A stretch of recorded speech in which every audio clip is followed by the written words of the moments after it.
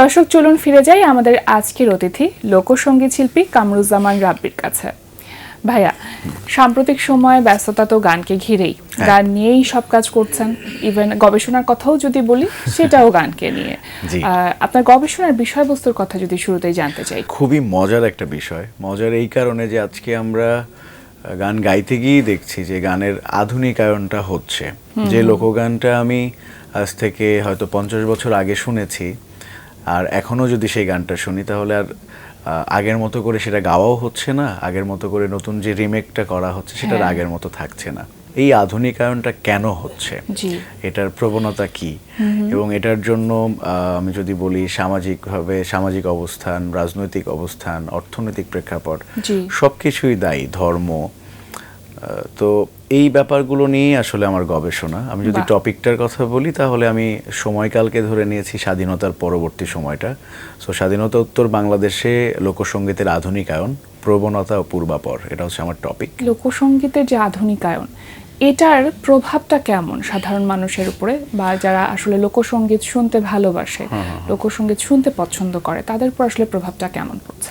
পিছনে ফিরতে হয়, কারণ গ্রামীণ লোকসমাজ যেটাকে আমরা বলছি আর নাগরিক লোকসমাজ যেটাকে বলছি, দুটো একদমই দুই রকম। কারণ আমি হয়তো গ্রামে বড় হয়েছি, কিন্তু শহরে যারা বড় হয়েছে তাদের সাথে আমাকে ম্যাচ করতে গেলে শহরের এই কালচারটাকে আমাকে ফলো করতে হবে, হয়েই তাদের সাথে মিশতে হবে। ঠিক লোকগানটা যখন গ্রামে ছিল, গ্রামে তার উৎপত্তি, সেই গানটা যখন শহরে আসছে, শহরের মানুষের মনোরঞ্জনের জন্য তাকে একটু শহুরে খোলসটা পরেই সেই মানুষের কাছে আসতে হচ্ছে বা যেতে হচ্ছে।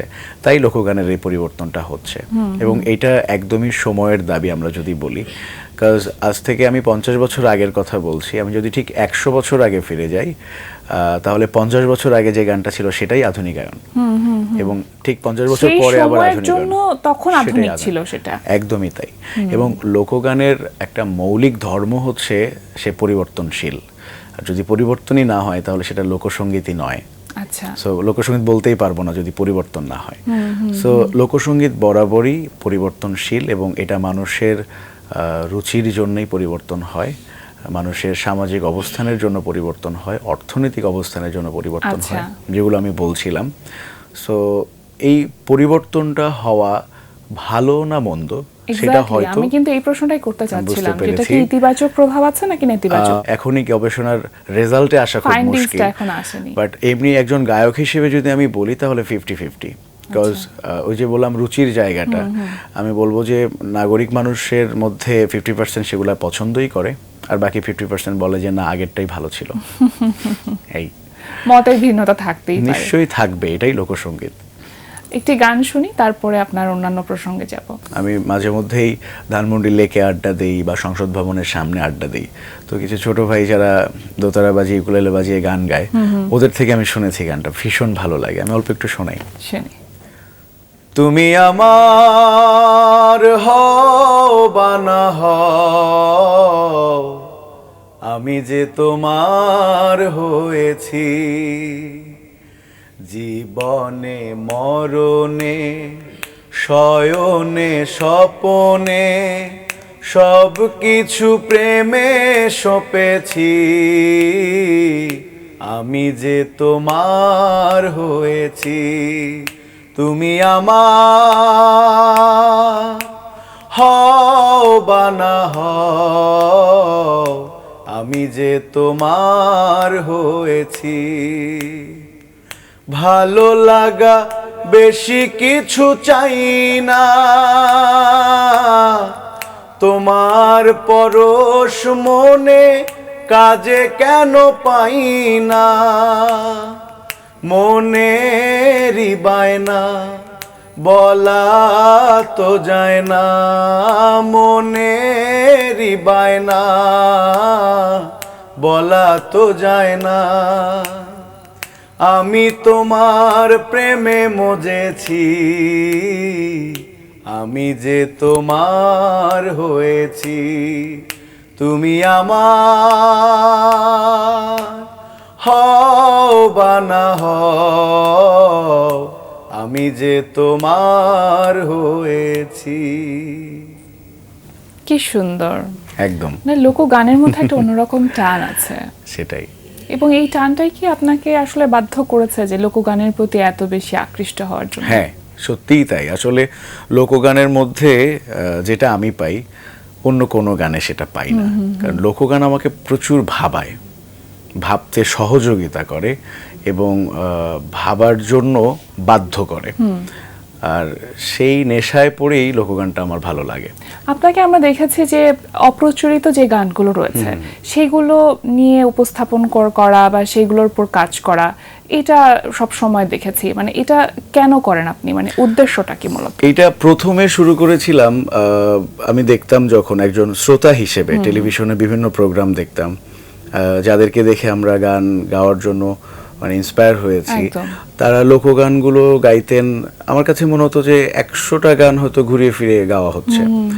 সো মনে হলো যে আমি যদি কখনো সুযোগ পাই 101 নাম্বার গানটা নিয়ে আসবো। আচ্ছা। সো এই যে একটা নেশা ভেতরে তৈরি হলো। আর যেটা করতাম যে পুরনো গান, অপ্রচলিত গান, আমি কোথাও প্রোগ্রামে গেলাম, একটা গান শুনলাম, শুনে যেমন এই যে গানটা আমি গাইলাম সত্তার ফকিরের, এই গানটা কিন্তু খুব একটা মানুষের কাছে পৌঁছায়নি এখনো, কিন্তু কে জানে যে 6 মাস পরে এটা পৌঁছে যাবে। সো তখন কি হলো যে আমাদের দর্শকরাও নতুন একটা গান পেল, টেলিভিশনে যে প্রোগ্রামগুলো হচ্ছে সেখানে নতুন একটা গান যুক্ত হলো। এই ভালো লাগার জায়গা থেকেই আমার এই নেশাটার জন্ম। এবং আজকে আমি বলবো যে আমি অনেকটাই সার্থক যে বেশ কিছু গান যুক্ত হয়েছে, যে গানগুলো এখন আমি ছাড়া অনেকেই গাইছেন। হ্যাঁ, এবং সফলভাবে আপনি সেই গানগুলোকে নিয়ে আসতে পেরেছেন, সেভাবে উপস্থাপন করেছেন এবং সেই গ্রহণযোগ্যতাও পেয়েছে। এই ক্রেডিট আসলে আমার নয়, কারণ এই গানগুলোর এত ক্ষমতা, এই গানগুলোর এত ভালো লাগা, যে কোনো শিল্পী সেটা গাইলে দর্শকরা পছন্দ করছেন, করবেই। আর সেই কারণেই অনেকেই গাইছেন এবং গাইবেন বলে আমার কাছে মনে হয়। আমার আলাদা করে কোনো ক্রেডিট নেই, আমি শুধু একটা মিডিয়া নিয়ে আসলাম ওইখান থেকে, একটা উসিলা বলা যেতে পারে। একদমই তাই। আচ্ছা, এই যে ভাইরাল হওয়ার একটা টেন্ডেন্সি বা ভিউজ কাউন্ট করে এখন আমরা শিল্পের মানদণ্ড বিচার করছি, এমন একটা সময় বা বলতে পারি আমরা অস্থির সময় একটা অতিবাহিত করছি, সেখানে আপনি যখন ওই আমি তো ভালো না ভালো লইয়াই থাকো এই গানটির মাধ্যমে ভাইরাল হলেন, তার পরবর্তী যে প্রভাবটা বা পরিচিতি পাওয়া, শ্রোতা দর্শকদের কাছে বলি বা টেলিভিশন মিডিয়ার ক্ষেত্রে বলি, সেটা আসলে কতখানি প্রভাব ফেলেছিল একজন মানে ক্যারিয়ারের দিক থেকে আপনার উপরে? আমি তো ভালো না ভালো লই থেকে এই গানটাই মূলত আজকের কামরুজ্জামান রাব্বি বানিয়েছে। আমি এটা সবসময় বলি এবং জোর দিয়েই বলি, কারণ ওই গানটা আমাকে অনেক কিছু শিখিয়েছে। ওই গানটা যখন ভাইরাল হয়ে গেল, তখন দেখতাম পথে ঘাটে রাস্তায় ওপরে নিচের বহু মানুষ আমাকে ডাকে, সমাদর করে, সম্মান করে, ভালোবাসে। এবং বহু মানুষের যে প্রশংসা আমাকে নিয়ে, সেগুলোর জন্য একটা সময় ভেতরে তৈরি হয় যে তাই তো, আমি তো অনেক বড় কিছু, আমি তো অনেক ভালো কিছু। ঠিক পরক্ষণেই মনে হয় যে এইটা আমার অনেক ক্ষতি করছে। আচ্ছা। এবং আমি তো ভালানার পরে সবসময় চেয়েছি যে আমি যে ভাইরাল একজন শিল্পী সেটা কখনোই না বলতে এবং সেই তকমাটা শরীর থেকে মুছে ফেলতে।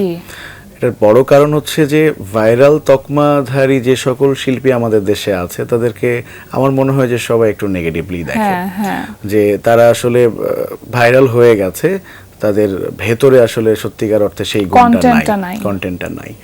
সো আমি তখন থেকেই আরো বেশি জোর দিয়ে চেষ্টা করলাম যে আমার ভেতরে কন্টেন্টটা কতটুকু ডেভেলপ করা যায়। আমি নিজেকে আরো সময় দেওয়া শুরু করলাম। এবং উদাহরণ হিসেবে যদি বলি, যে ধানমন্ডি লেকের একটা চায়ের দোকানদার আমাদের মনা মামা, সে বলতো যে মামা আর তো চিনবেন না, এখন তো অনেক বড় শিল্পী হয়ে গেছেন।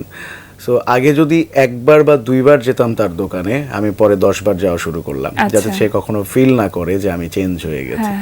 সো এইটা করতে গিয়ে আজকে তো অনেক বছরই হয়ে গেল, 2018 থেকে এখন 24। সো এই সময়টার মধ্যে অভ্যাসটাই হয়ে গেছে যে ভাইরালটার কোনো কিছু নয়। আর ভিউজ যেটা দিয়ে শিল্পকে বিচার করা হচ্ছে, এটা আমার নিজস্ব মতামত। আমার কাছে মনে হয় যে ভিউজটা শুধুমাত্র ব্যবসার জন্য, কারণ বর্তমান সোশ্যাল মিডিয়াতে ভিউজ মানেই সেখান থেকে আর্ন হচ্ছে, মানে বাণিজ্যিকীকরণের একটা বিষয় চলে আসে। তাই। এবং একটা অডিও লেভেল কোম্পানি যদি কাউকে নিয়ে গান বানায়, তো যেই সিঙ্গারের গানে ভিউজ বেশি হবে, তার বাণিজ্যটা বেশি হবে, তখন সেই সিঙ্গারের কাজই বেশি হবে। সো আমরা বাইরে থেকে তার কাজ বেশি দেখে ফিল করছি যে ও আচ্ছা অনেক বড় শিল্পী, অনেক ভালো কিছু, তাই ওর কাজ বেশি হচ্ছে।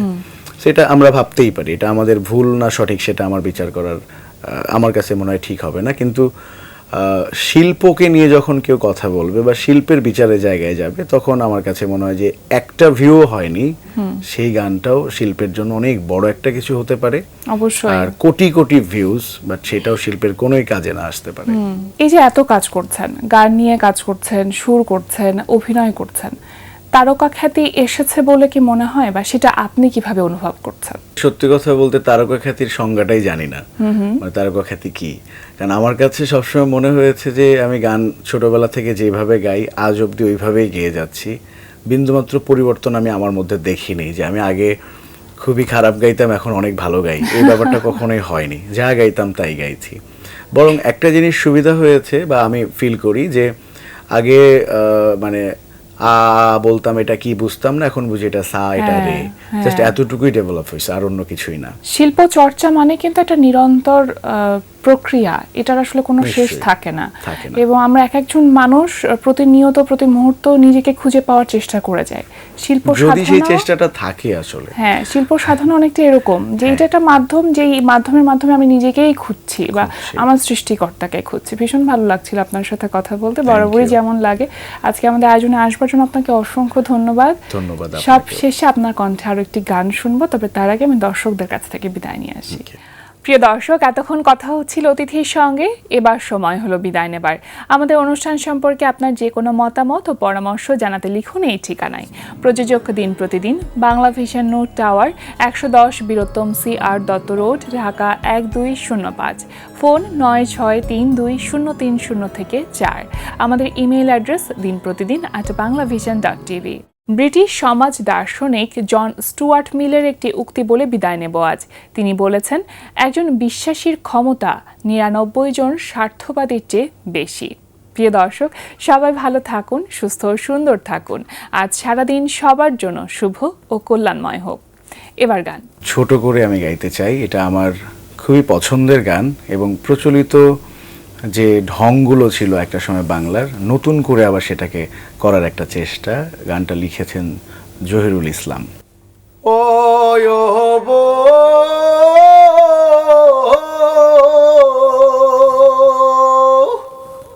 বউ খাতি দে রে, ও বউ খাতি দে রে, গরম ভাতার ডাল, মাঠে আমি রাখে আইছি গরুর কান্দে হাল। ও বউ খাতি দে রে, ও বউ খাতি দে রে, গরম ভাতার ডাল, মাঠে আমি রাখে আইছি গরুর কান্দে হাল। ও বউ খাতি দে রে, ও বউ এবার জমি চাষ করিয়া, তুলব ফসল ঘর ভরিয়া। এবার জমি চাষ করিয়া, তুলব ফসল ঘর ভরিয়া।